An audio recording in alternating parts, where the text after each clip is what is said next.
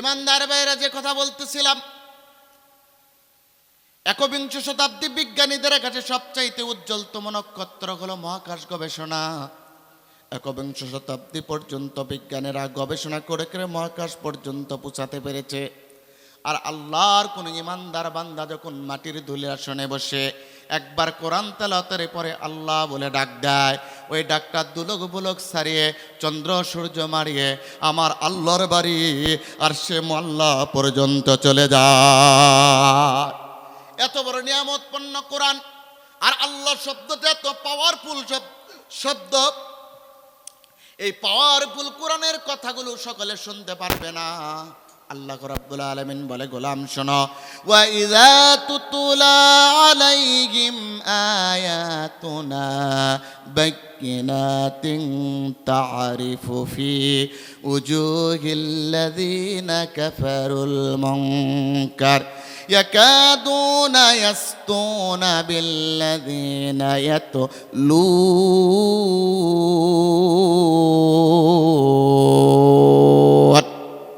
আল্লাহ রাব্বুল আলামিন বললেন, তাম পৃথিবীতে ইমানদার হবে যারা আল্লাহর কোরআন মনোযোগ সহকারে শুনবে, তারা তাম পৃথিবীতে ইমানদারদেরকে আল্লাহর কোরআনের কথাগুলো মনোযোগ সহকারে শুনবে।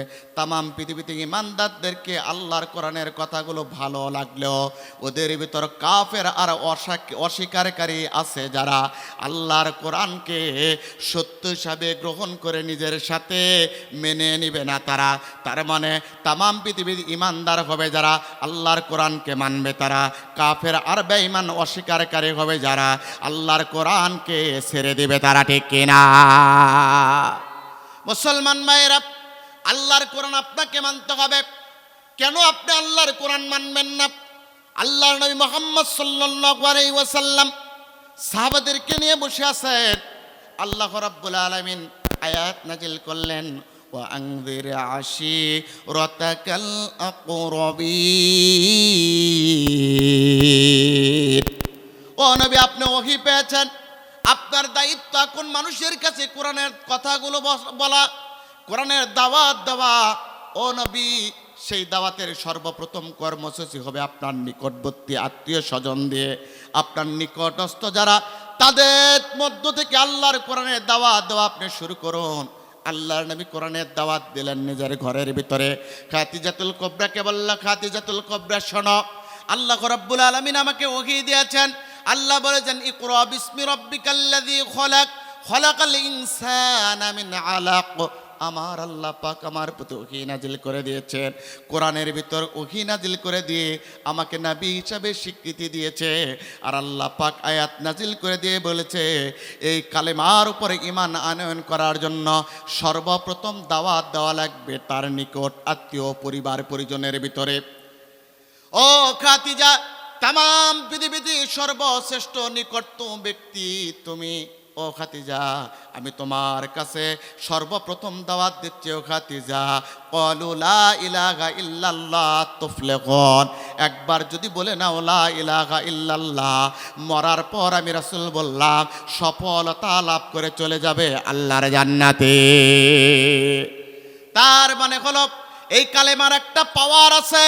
কোনো ব্যক্তি যদি কালেমা তেলাওয়াত করে, কোনো ব্যক্তি যদি কালেমা পড়ে, ঈমানের উপর অটল আর অবিচল থাকে, ওই ব্যক্তির জন্য জান্নাত। এমনকি ব্যক্তি যদি কালেমা পড়ার পর কালেমার আন্দোলন করে, এই পথে অটল আর অবিচল করে, জেল জুলুম নির্যাতন নিপীড়ন অপেক্ষা করে ফাঁসির মঞ্চেও চলে যায়, ওই ব্যক্তির স্থান হবে আল্লাহর জান্নাতে, ঠিক কিনা?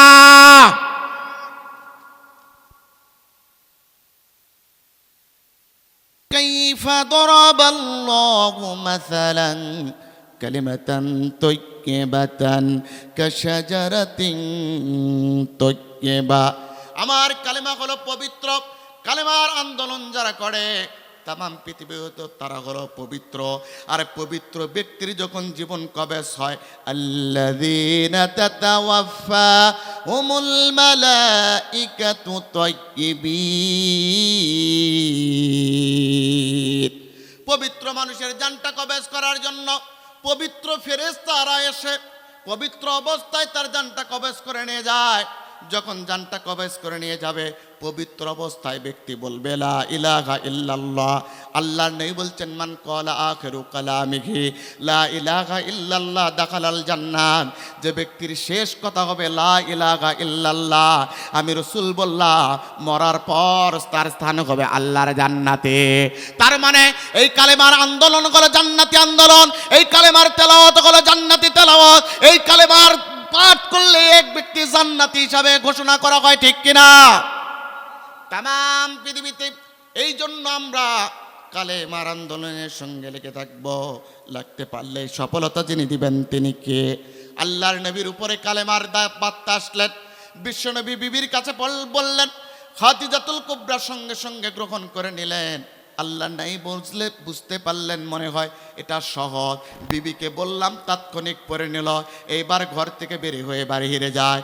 কিন্তু আল্লাহর নবী এইবার যখন কালেমাটাকে ঘর থেকে বের করে বাহিরে যখন নিয়ে যে জাতির লোকদেরকে একত্রিত করে বলছে, আমি হলাম সাদিকুল আমিন, আমি হলাম আল আমিন, আমি যদি তোমাদেরকে বলি যে তোমাদের জন্য বিপদ অপেক্ষা করছে, তোমরা কি বিশ্বাস করবা? লোকগুলো বলতেছে মুহাম্মদ ইবনে আব্দুল্লাহ ইবনে আব্দুল মুত্তালিব, ও মুহাম্মদ ইবনে আব্দুল্লাহ ইবনে আব্দুল মুত্তালিব, জীবনে কোনোদিন তুমি মিথ্যা কথা বলো নাই, আজকে তুমি মিথ্যা কথা বলবা না। তুমি যদি বলো ভয় অপেক্ষা করতেছে, আমরা স্বীকার করে নিচ্ছি সেটাই সত্য। আল্লাহর নাই বললেন, আমি এই ভয় দুনিয়ার কোনো ভয় দেখাচ্ছে না, বরং এই দুনিয়া যিনি সৃষ্টি করেছেন ওই রবের ভয় দেখাচ্ছে। যদি তোমরা ওই রবের কালেমা পড়ে মুসলমান না হয়ে মৃত্যুবরণ করো, কিয়ামতের ময়দানে মুসিবতের কালে ওই রব তোমাদেরকে জাহান্নামের শাস্তি নির্ধারণ করে দিবে। এই জন্য তোমরা সকলে পড়ো ক্বালু লা ইলাহা ইল্লাল্লাহ তুফলিহুন, এই কালেমা তোমরা পড়ো। সকল ব্যক্তিগুলো বিশ্বনবীর মুখের দিকে থুতু নিক্ষেপ করল। এক ব্যক্তি নিজের আপন চাচা থুতু নিক্ষেপ না করে উনি আপন চাচা পাথর টানি আল্লাহর নবীর দিকে ছুঁড়ে মেললেন। আল্লাহর নবীর সামনে একটু সামনে পড়লেন, আল্লাহর নবীর গায়ে লাগলো না। আল্লাহর নবী কাঁদতে কাঁদতে চলে আসলেন। এটার বিশাল একটা ঘটনা আছে, ওই দিকে যাব না।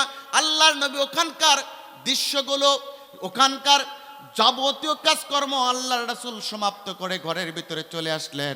আল্লাহর নবী হতাশাগ্রস্ত হয়ে পড়লেন। আল্লাহ রাব্বুল আলামিন ওহী নাজিল করে জানায়া দিলেন, বন্ধু চিন্তা করবেন না, হতাশাগ্রস্ত হবেন না, আপনি কোরআনের দাওয়াত দিতে থাকুন, আপনার দায়িত্ব হলো দাওয়াত দেওয়া। আমি আল্লাহ বললাম আমার দায়িত্ব হলো বিজয় দান করা। আল্লাহর নবী আবার কোরআনের দাওয়াত দেওয়া শুরু করলেন। সাতজন সাহাবাকে নিয়ে আল্লাহর নবী দাওয়াত দেওয়া শুরু করলেন। প্রতিমধ্যে আব্দুল্লাহ ইবনে উবাই বিন সুলুল আর ওলীদ ইবনে মুগিরা আল্লাহর নবীকে প্রতিমধ্যে পেয়ে গেলেন। বললেন, মুহাম্মদ ইবনে আব্দুল্লাহ ইবনে আব্দুল মুত্তালিব, তুমি নাকি একটা কালেমার দাওয়াত দাও, এই কালেমার দাওয়াত ছেড়ে দেওয়া লাগবে। আল্লাহর নবী বললেন, যদি কালেমার দাওয়াত না ছেড়ে দেই কি হবে? ওরা বলল, আমার ওলীদ ইবনে মুগিরা বলতেছে আমার যে হাতের তরবারি আছে, এই লাঙ্গা তরবারি তোমার কাঁধে রেখে দিলাম, যদি তৌহিদের আমিও কালেমার বাণী যদি প্রচার বন্ধ না করো, মাথা থেকে গর্দানটাকে আলাদা করে দেব, গর্দান থেকে মাথাটাকে আলাদা করে দেব। আল্লাহর নবী বললেন, ও ওলীদ ইবনে মুগিরা শুনে রাখো, মুহাম্মদকে দুনিয়ার কোনো শক্তি তো হত্যা করতে পারবে না। কেন? দুনিয়ার সব সৃষ্টি, সব কিছু যিনি সৃষ্টি করেছেন সেই মহান রব মুহাম্মাদের সাথে আছে। সুতরাং জেনে রাখো, ওলীদ ইবনে মুগিরা শুধু মুহাম্মদকে হত্যা করা কেন, তামাম পৃথিবীতে যত মুহাম্মাদের অনুসারী আসবে ওদেরকে যারা হত্যা করার চেষ্টা করবে তাদের জন্য আল্লাহ পাক একটা সুসংবাদ দেয়। মুসলমানদের জন্য সুসংবাদ, তাদের জন্য দুঃসংবাদ। যে দুঃসংবাদ হলো উতুল্লিম্বা যালিকা জানিম, যারা আল্লাহর কোরআন প্রেমীদের উপরে অত্যাচার নির্যাতন করে দুনিয়া থেকে বিদায় করে দিতে চায়, এরা কোনোদিন মুসলমান, এরা কোনোদিন বৈধভাবে জন্মগ্রহণ করে না। আল্লাহর নবী যখন আয়াতটাকে ফাঁস করে দিলেন, ওলীদ ইবনে মুগিরা আবু জেহেলের কাছে দৌড় দিলেন। ও লিডার, চরিত্র তো ফাঁস করে দিয়েছে। ওলীদ ইবনে মুগিরাকে আবু জেহেল বলতেছে, এইবার মুহাম্মদকে ঘর থেকে বের হতে দেওয়া যাবে না, কোরআনের তেলাওয়াত করতে দেওয়া যাবে না। 7-8 জনের একটা বাহিনী গঠন করলেন যারা গোপন হত্যা করে। তামাম পৃথিবীতে আজ গোপন হত্যাকারী আছে না নাই? তামাম পৃথিবীতে অসংখ্য গোপন হত্যাকারী আছে। এইরকম আবু জেহেলের একটা 7-8 জনের গোপন হত্যাকারী বাহিনী ছিল। তারা মোহাম্মদকে যেখানেই পাবে সেখানেই দুনিয়া থেকে বিদায় করে দিবে, এই চিন্তায় তারা খুঁজতেছিলেন আল্লাহর নবীকে। আবু হুরায়রা আল্লাহর রাসূলকে সংবাদটা জানায় দিলেন। বিশ্ব নবী ঘর থেকে বের হলেন না, সিদ্ধান্ত নিলেন ঘর থেকে বের হওয়া যাবে না, আল্লাহর কোরআন বুঝি তেলাওয়াত করা যাবে না। আল্লাহর নবী ঘরের ভিতরে কাঁদতেছেন। খাদিজাতুল কুবরা আসলেন। খাদিজাতুল কুবরা এসে দেখে বিশ্ব নবীর চোখ ভরা পানি, গাল ভরা পানি। ডাকতে বলতেছে, ইয়া রাসূলুল্লাহ, ইয়া হাবিবাল্লাহ, আপনি কাঁদেন কেন? আপনি দাওয়াতের কর্মসূচি এত সংক্ষিপ্ত করে কেন ঘরের ভিতরে আসলেন? হুজুর ডাকতে বলছে, ও খাদিজাতুল কুবরা, এতদিন পর্যন্ত আমার ওপর এত আঘাতের পরিকল্পনা করেনি, আজকে চক্রান্ত করতেছে, 7-8 জনের গুপ্ত বাহিনী নিয়েছে, আমাকে নাকি হত্যা করবে। ঘর থেকে বের হলে দিনের দাওয়াত দেওয়া যাবে না, এই জন্য আমাকে সাহাবারা পরামর্শ দিয়েছে, হুজুর আপনি সঙ্গী সাথী ছাড়া কোরআনের দাওয়াত দিতে বের হবেন না, আজকের দিন পর্যন্ত আপনি ঘরের ভিতরে অপেক্ষা করুন।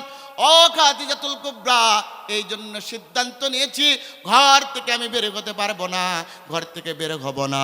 এই কথা যখনই বলেছে, খাদিজাতুল কুবরা বলতেছে, হুজুর আপনি হতাশ হবেন না, আপনার জন্য আমার আল্লাহ যথেষ্ট।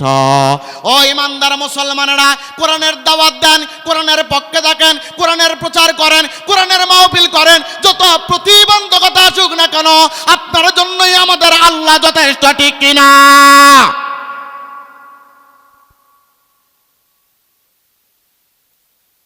মিডিয়া ভাইদেরকে আমরা আমাদের জীবন প্রদীপ নিভিউ নিভিউ করতেছে, তারপরও আমরা কচু পাতার উপরে পানি দিলে যেরকম টলমল করে পড়ে, আলিমদের জীবন আজকে নিভিউ নিভিউ করতেছে। এইরকম ভয় ভীতি অপেক্ষা করে আলিমরা কোরআনের দাওয়াত দিচ্ছে। ওই দাওয়াতি কাজের অংশ হিসাবে আপনাদেরও দায়িত্ব তাদেরকে সহযোগিতা করা, ঠিক কিনা? এই জন্য মুসলমান ইমানদার ভাইয়েরা, আল্লাহর নবী যখন এই কথা খাদিজাতুল কুবরার কাছ থেকে শুনলেন, খাদিজাতুল কুবরা আল্লাহর নবীর চোখের দিকে তাকায় আছে। মুফাসসির বলেন, খাদিজাতুল কুবরার চোখ দিয়ে পানি গড় গড় করে আল্লাহর নবীর মুখের উপরে পড়তেছে। আল্লাহর নবী ডাকতে বলতেছে, খাদিজাতুল কুবরা, ও খদিজা, আমার সুখের দিনের তুমি স্ত্রী নও, দুঃখের দিনের সর্ব অবস্থায় তুমি আমার স্ত্রী, তুমি তো আমার প্রথম বিবাহে। আল্লাহর নবী খাদিজাতুল কুবরা থাকা পর্যন্ত বিশ্বনবী দ্বিতীয় কোনো বিবাহ করেন নাই। খাদিজাতুল কুবরার দিকে তাকিয়ে বিশ্বনবী বলতেছে, ও খাদিজাতুল কুবরা, ও খাদিজা বিনতে খুলাইদ, শুনে নাও, আমি যখন বিপদে পড়ি আমাকে তুমি সান্ত্বনা দাও, আজকে কেন তুমি ভেঙে পড়লে? এইবার খাদিজাতুল কুবরা বলছে, হুজুর আপনার চোখে এত আমি ভয়ঙ্কর হতাশা দেখি নাই, আজকে যতটুকু দেখেছি, আপনি চিন্তা করবেন না, আপনার জন্য আমার আল্লাহ ব্যবস্থা করবে। খাদিজাতুল কুবরা এই কথা বলার সঙ্গে সঙ্গে আল্লাহ ডাক দেয়, জিব্রাইল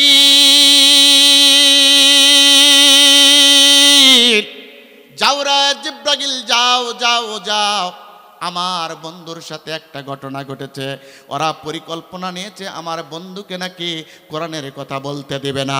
আমি জানি তামাম পৃথিবী সৃষ্টির আগে এমন একটা দৃশ্য মঞ্চায়ন হবে, এই জন্য তামাম পৃথিবী সৃষ্টির 50,000 বছর পড়বে লাউহে মাহফুজের কলম দ্বারা লিখিত একটা কিতাব, সেটার নাম হলো কোরআনুল কারিম।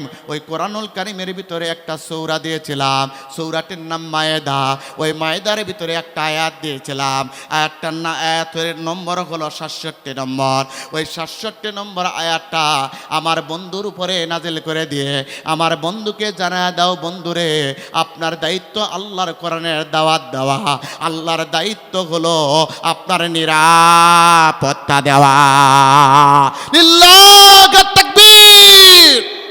আমার ভাইয়েরা, আল্লাহর নবী মুহাম্মদ সাল্লাল্লাহু আলাইহি ওয়াসাল্লাম কোরআনের দাওয়াত দেওয়া যখন আয়াত জিব্রাইল আসলেন, হুজুরকে ডাকতে বলছেন, হুজুর মস্তক উত্তোলন করুন, দত্তহীন কণ্ঠে আপনি ঘোষণা করুন, আর আপনি কোরআনের কর্মসূচি নিয়ে বের হন। আল্লাহ পাক জানায় দিয়েছেন, ইয়া আইয়ুহার রাসূল বাল্লিগ মা উনসিলা ইলাইকা মির রাব্বিক ربك وإن لم تفعل فما بلغت رسالته والله يعصمك من الناس ও নবী আপনি কোরআন থেকে তাবলীগ করুন বলুন তো কোরআন থেকে তাবলীগ করার কথা যিনি বলেছেন তিনি কে আপনারা ভুল বুঝবেন না আলিম ওলামা যারা আছেন একটু কান লাগান আল্লাহ রাব্বুল আলামিন কিন্তু বলে নাই যে আশরাফ বিন মোবারক আলী সিদ্দিকীর কিতাব থেকে তাবলীগ করুন অমুক ব্যক্তির হুজুরের কিতাব থেকে তাবলীগ করুন আল্লাহ পাক বলেছেন হে রাসূল আপনার দায়িত্ব আপনাকে বললাম আপনি তাবলীগ করুন আল্লাহর পক্ষ থেকে যা নাজিল হয়েছে বলুন তো আল্লাহর পক্ষ থেকে যে কিতাব নাজিল হয়েছে তার নাম কি কোরআন আপনি কোরআনের তাবলীগ করুন তার মানে তামাম পৃথিবীতে কোন ব্যক্তি যখন তাবলীগের পয়গাম পৌঁছাবে দাওয়াতি কর্মসূচি পালন করবে অবশ্যই তাকে আল্লাহর কোরআন থেকে দাওয়াত দেওয়া লাগবে ঠিক কিনা আল্লাহর নবী দাওয়াতি কর্মসূচির এই বার্তা আল্লাহর পক্ষ থেকে পেলেন পর আল্লাহর নবীকে আবার আয়াত দিয়ে জানাই দিলেন বন্ধুরে কোরআনের তাবলীগ যখন করবেন কোরআনের তাবলীগ হলো কঠিন তাবলীগ কোরআনের তাবলীগ হলো আসল তাবলীগ কোরআনের তাবলীগ হলো সঠিক তাবলীগ কোরআনের তাবলীগ হলো সলিড তাবলীগ যখন আপনি করবেন ও নবী আপনার বিপদ হতে পারে কিন্তু নবী আপনি চিন্তা করবেন না রাম আপনার বিপদ করতে পারে বাম আপনার বিপদ করতে পারে আপনাকে চোখ রাঙ্গাইতে পারে ও নবী আপনি চিন্তা করবেন না আল্লাহু ইয়াসিমুকা মিনান নাস আপনার দায়িত্ব হলো কোরআনের প্রচার করা আমি আল্লাহ বললাম আমার দায়িত্ব হলো আপনার নিরাপত্তা দেওয়া তার মানে রামের দল আপনাকে বাধা দেখ বামের দল আপনাকে বাধা দেখ আপনাকে হত্যা করার পরিকল্পনা করো আপনাকে নির্যাতন করার পরিকল্পনা করো আপনার দায়িত্ব হলো প্রচার করা আমি আল্লাহ আমার দায়িত্ব হলো নিরাপত্তা দেওয়া কথা কার এইবার আল্লাহর নবী যখন আল্লাহু ইয়াসিমুকা মিনান নাস এতটুকু আয়াত পেলেন আল্লাহর নবী এইবার আবু বকরকে ডাক দিলেন আবু বকর আসলেন আবু বকরকে ডাক দিয়ে আল্লাহর নবী মুস্কি মুস্কি হাসে আর ডাক দিয়ে বলে আবু বকর আমার আল্লাহ পাক আমাকে তাবলীগ করার কথা বলেছেন ও আবু জেহেল সর্বপ্রথম আমি যার কাছে তাবলীগ করব তিনি আমার বংশীয় চাচা আবু জেহেলের কাছে আমি আল্লাহর কোরআন দিয়ে তাবলীগ করতে চাই বলুন তো আবু জেহেলের ক্ষমতা কম না বেশি কথা বলেন বেশি তাহলে তাবলীগ প্রথম শুরু হলো যারা সমাজের সবচাইতে শক্তিধর ব্যক্তি ক্ষমতাবান ব্যক্তি তাদের কাছে কিন্তু আপনি তাবলীগ করতে যান ভ্যানওয়ালার কাছে আপনাকে তাবলীগ করার দরকার ছিল ক্ষমতার যারা দুর্নীতিতে আছে ক্ষমতায় যারা মানুষের অর্থগুলো হাতিয়ে নেয় জায়গা জমি দখল করে মাদকের ব্যবসা করে মানুষকে নির্যাতন নিপীড়ন করে যা ইচ্ছা তাই করে আপনার দায়িত্ব ছিল ওই ব্যক্তির কাছে যে আল্লাহর কোরআন দ্বারা তাদেরকে বুঝে ওই পথ থেকে ফিরে এনে জান্নাতি মানুষ বানানো কথা বলেন ঠিক কিনা আমার ভাইয়েরা আল্লাহর নবী যখন আবু বকরকে বলছেন আবু বকর বললেন হুজুর আপনি এমন একজন ক্ষমতাধর ব্যক্তির কাছে যাচ্ছেন ওই ব্যক্তির কাছে গেলে আপনার খবর আছে আল্লাহর নবী ডাকতে বলছে আবু বকর আমি তো আল্লাহর কোরআন নিয়ে যাচ্ছি আমি তো আমার ব্যক্তিনীতির কথা বলতেছি না তার মানে কোনো মুসলমান যখন দাওয়াতের কর্মসূচি দিবে ব্যক্তিনীতির কথা বলতে পারবে না বরং আল্লাহর কোরআন নীতির কথা বলা লাগবে ঠিক কিনা আমার ভাইয়েরা আল্লাহর নবী এবার আবু বকরকে বললেন আবু বকর আমি আবু জেহেলের কাছে দাওয়াত দিতে যাব একবার নয় দুইবার নয় আবু জেহেলের মৃত্যুর আগ পর্যন্ত আল্লাহর নবী তাফসিরে বাইজাবির ভিতরে আল্লামা নাসিরউদ্দিন বাইজাবি বলেন আল্লাহর নবী আবু জেহেলের কাছে 2986 বার দাওয়াত দিয়েছে 2009 এই পড়ে গেল ভাই কি এক অবস্থা আল্লাহ এই অবস্থা আলোচনা করা যায় যতবার তুলে নিয়ে যায় আলোচনা পিছনে টানে আল্লাহর নবী আবু জেহেলের কাছে 2986 বার আল্লাহর নবী আবু জেহেল যতক্ষণ বেঁচে ছিলেন এই সময় পর্যন্ত 2986 বার দাওয়াত দিয়েছে আল্লাহর নবী আবু জেহেলের কাছে দাওয়াত দিয়েছে আবু বকরকে আল্লাহর নবী ডাক দিলেন আবু বকর চলো আবু জেহেলের কাছে দাওয়াত দিতে চাই আল্লাহর নবীকে এইবার আবু বকর বললেন, হুজুর চলেন আপনার সাথে দাওয়াতের কর্মসূচি পালন করে। আবু বকরকে সঙ্গে নিয়ে আল্লাহর নবী এইবার আবু জেহেলের বাড়ির দরজায় আসলেন। দরজায় এসে ডাক দিচ্ছেন, চাচা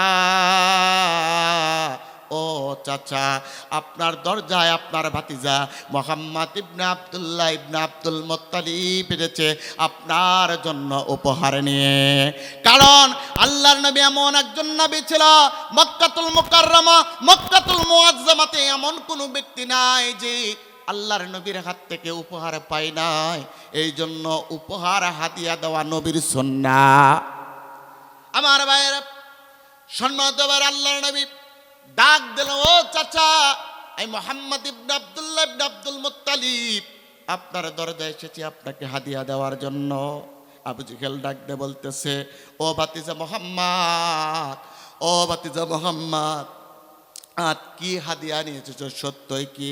আল্লাহর নবী ডাক দিয়ে বলতেছেন, ও চাচা, মুহাম্মদকে সাদিকুল উপাধি, সাদিকুল আমিন, আল আমিন এই উপাধি দিয়েছে কারা? সে গোটা মক্কা নগরের লোকেরা।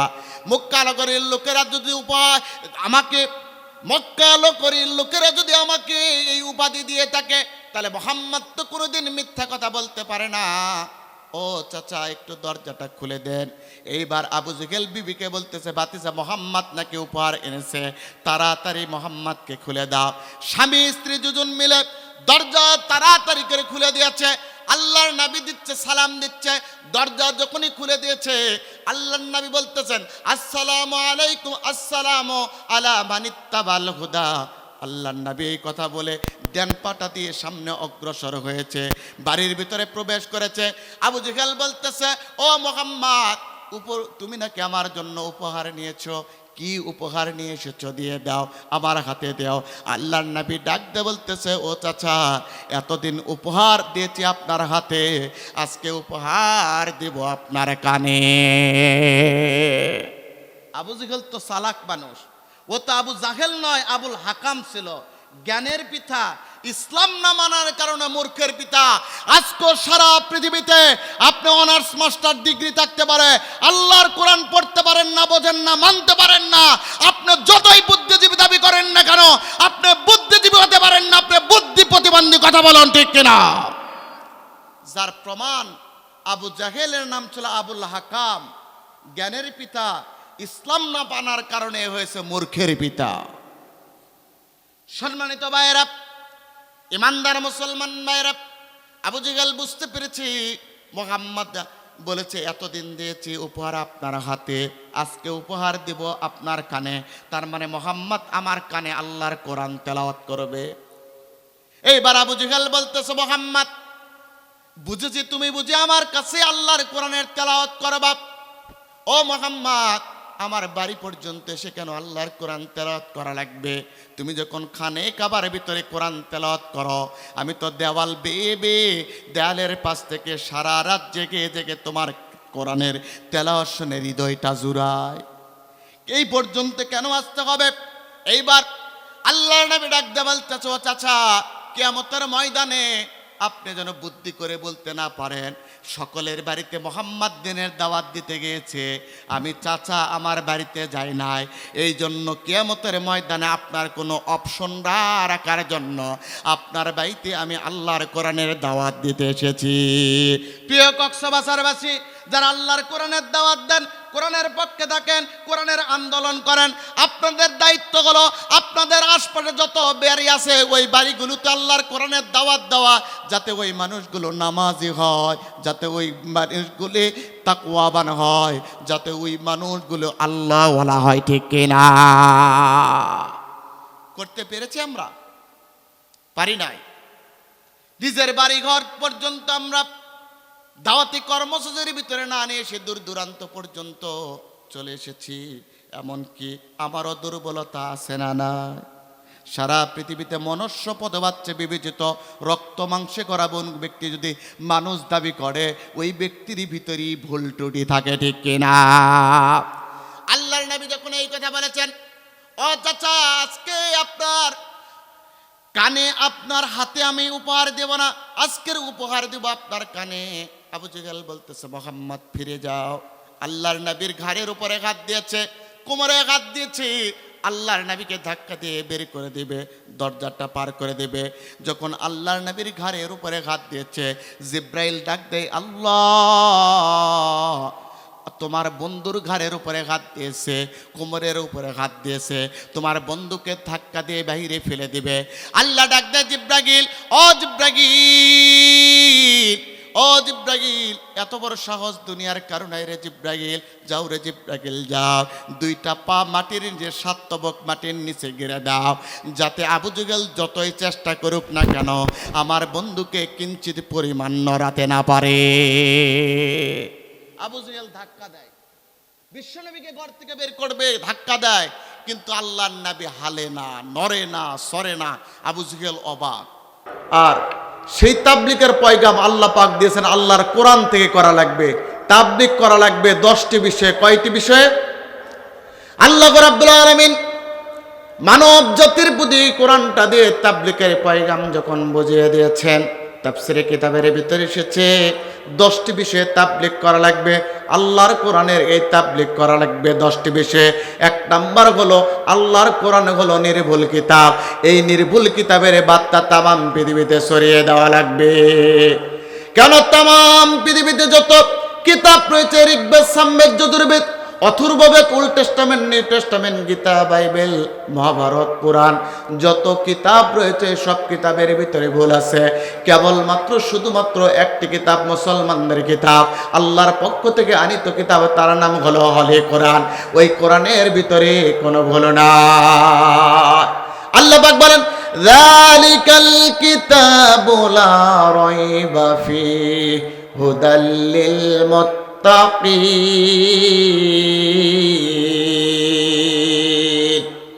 that high rank book of Quran Harab, there is no place of there is guidance to the good fearing. ও तमाम পৃথিবীর মানুষেরা শোনো, আমি আল্লাহ এমন একটা কিতাব তোমাদের কাছে দিয়েছি যে কিতাবের ভিতরে কোনো ভুল নাই। तमाम পৃথিবীতে কোনো রাইটার যখন কোনো কিতাব লেখে, বই লেখে, ওই বইয়ের মোকদ্দমার ভিতর, ইন্ট্রোডাকশনের ভিতর, ভূমিকার ভিতর, সূচনার ভিতরে বলে আমার কিতাবে যদি, আমার বইয়ের ভিতরে যদি ভুল থাকে পরবর্তী সংস্করণে সংশোধন করে দেওয়া হবে। কিন্তু আল্লাহ রাব্বুল আলামিন বিশ্ব মানবতার জন্য, বিশ্ব মানব মুক্তির জন্য, মানবতার হেদায়েতের জন্য মহাগ্রন্থ একটা কিতাব দিলেন, তার নাম হলো আল কোরআন। ওই কিতাবের ভিতরে বললেন আমি এমন একটা কিতাব দিয়েছি যার ভিতরে কোনো সন্দেহ নাই, হুদাল লিল মুত্তাকিন। আল্লাহর কোরআন মানবে যারা, আমি আল্লাহ বললাম এই সমাজের মুত্তাকি বান্দা তারা। আল্লাহর কোরআন মানবে যারা, হেদায়েত পাবে তারা। এই কিতাবটাকে, এই কিতাবের বর্ণনা সারা পৃথিবীতে 1 নম্বর তাবলীগ করতে গেলে চ্যালেঞ্জ করা লাগবে। মুসলমানদের একটা কিতাব আছে যেই কিতাবের ভিতরে করে ভুল নাই, তাহলে নির্ভুল কিতাবের তাবলীগ করা লাগবে। এই ঘোষণাটা দিয়েছেন কে? আল্লাহ পাক দিয়েছেন। এই আয়াতটাকে সামনে রেখে সৌদি আরবে 7 দিন ব্যাপী একটা কনফারেন্স হলো।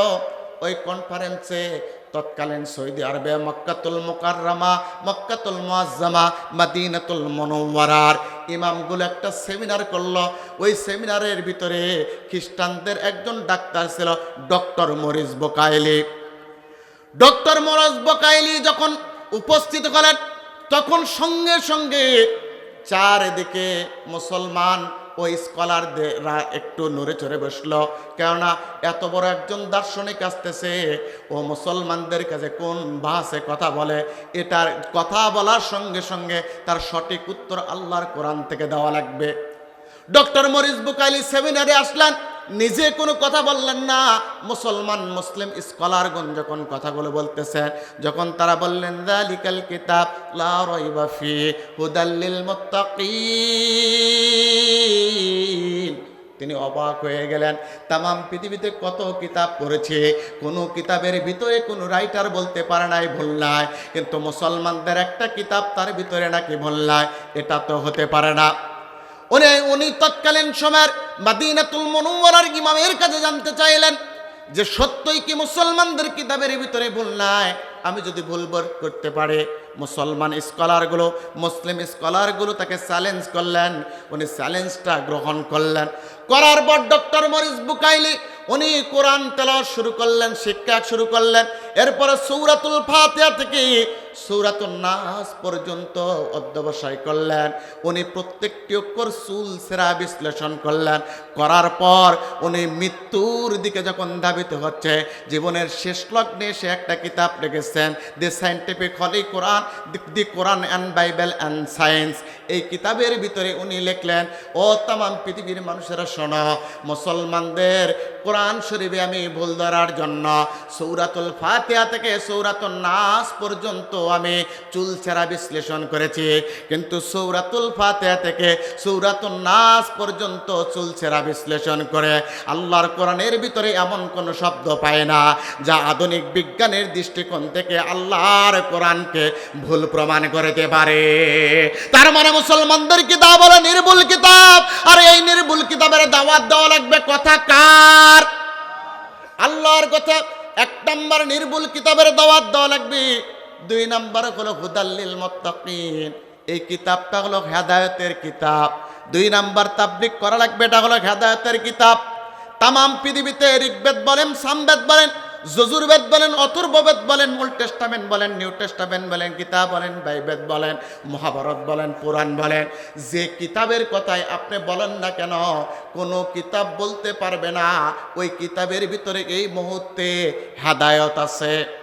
কিন্তু কেবলমাত্র শুধুমাত্র মুসলমানদের একটি কিতাব আল্লাহ রাব্বুল আলামিন ঘোষণা করেন, হুদাল্লিল মুত্তাকিন।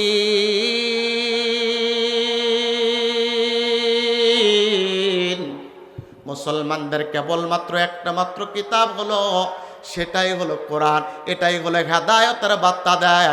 তামাম পৃথিবী আর কোনো কিতাব নাই যে কিতাবের ভিতরে এই মুহূর্তে হেদায়েত পাওয়া যায়। কিন্তু আমাদের ধর্মে এখন শুরু হয়েছে কে, আমরা কোরআনের কাছে হেদায়েত না পেতে যে আমরা হেদায়েত পাওয়ার জন্য যাই বাবার কাছে। দুনিয়ায় আল্লাহর কোরআনের কাছে আসা লাগবে। আল্লাহ পাক বলে, ইত্তাবিউ মা উনজিলা ইলাইকুম মির রাব্বিকুম ওয়া লা তাত্তাবিউ মিন দুনিহি আউলিয়া ক্বালিলাম মা তাযাক্কারুন। অনুসরণ করুন ওই কিতাবের যে কিতাবটা আল্লাহর পক্ষ থেকে এসেছে, ওয়ালা তাত্তাবিউ মিন দুনিহি আউলিয়া। দুনিয়ার ওলি দাবিদার যারা আছে, নিজেকে হকের ডিলার দাবি করে, ওদের অনুসরণ করা যাবে না। এইবার বলুন তো, তাহলে হেদায়েতের জন্য আল্লাহর কোরআনের কাছে যাব না পীরের কাছে যাব? কার কাছে যাবেন ভাই? আল্লাহর কোরআনের কাছে যেতে হবে। এই জন্য তাবলীগের দুই নাম্বার উদ্দেশ্য হলো, তাবলীগের এক নাম্বার হলো নির্ভুল কিতাবের দাওয়াত, দুই নাম্বার হলো হেদায়েতের কিতাব, আর তিন নাম্বার আল্লাহ রাব্বুল আলামিন কোরআনুল কারীমের ভিতরে জানা দেয় তাবলীগ কেন করবারে গোলাম। এটা হলো সকল সমস্যা সমাধানের কিতাব।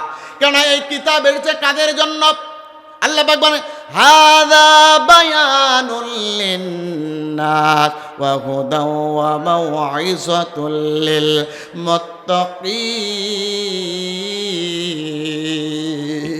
কোরআনের শুরু থেকে শেষ পর্যন্ত যত কথা, যত তথ্য, যত উপাত্ত, যা কিছু আমি আল্লাহ রাব্বুল আলামিন দিয়েছি সব হলো মানুষের জন্য। সুতরাং ও তামাম পৃথিবীর মানুষেরা জীবন পরিচালনা করার জন্য যত তথ্য, যত উপাত্তর প্রয়োজন আছে সব কিছু আল্লাহর কোরআন থেকে নিবা।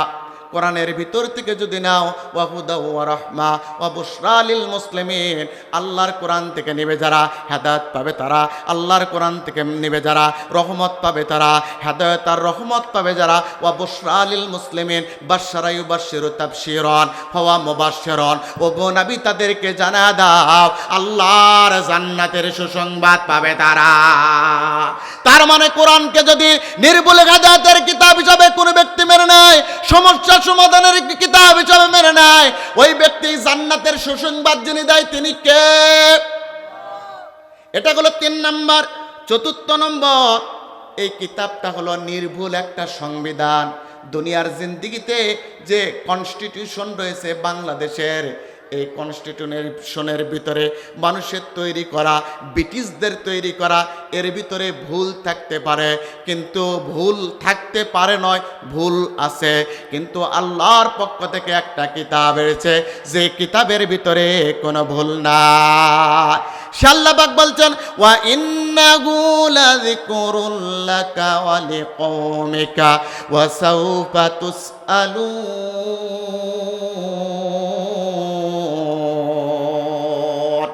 আল্লাহ ওয়া ইন্নাহু লাযিকরুল লাকা, ও নবী আমি এই কোরআনকে আপনার এবং আপনার উম্মতদের জন্য আমি সংবিধান করে দিয়েছি। কথাকার ইন্নাহু, তাফসিরে জালালাইনের ভিতরে আছে ইন্নাহু এর নিচে ইন্নাল কুরআন আলা যিকরুল্লাহ। ও নবী এই কোরআন আপনার জন্য এবং আপনার উম্মতের জন্য আমি আল্লাহ পাক সংবিধান দিয়েছি। সুতরাং যে ব্যক্তি মুসলমান দাবি করবে, ও ব্যক্তি তন্ত্র মন্ত্র ছেড়ে দিয়ে আল্লাহর কোরআনকে সংবিধান হিসাবে মেনে নেবে। কথা বলেন ঠিক কিনা? আল্লাহ কবুল করুক, কোরআনের পথে আসার তৌফিক দান করো। কোরআনকে সংবিধান হিসেবে মেনে নিয়ে ব্যক্তিগত জীবন থেকে সংসদ পর্যন্ত আমাদেরকে গড়ার তৌফিক দান করুক। বলুন আমিন। আখিরি দাওয়ানা আলহামদুলিল্লাহ। আসসালামু আলাইকুম রহমতুল্লাহি ওয়া বারাকাতুহু।